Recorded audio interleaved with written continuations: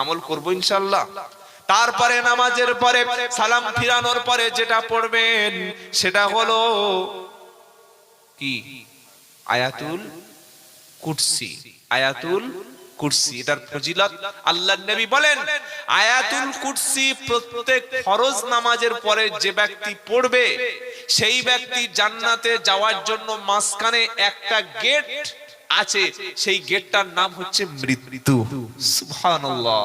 তার মানে আপনি প্রত্যেক ফরজ নামাজের পরে আয়াতুল কুরসি পড়বেন বা পড়ছেন, আপনার জান্নাতে যাওয়ার জন্য একটাই দরজা বন্ধ আছে। দরজাটা কোনটা?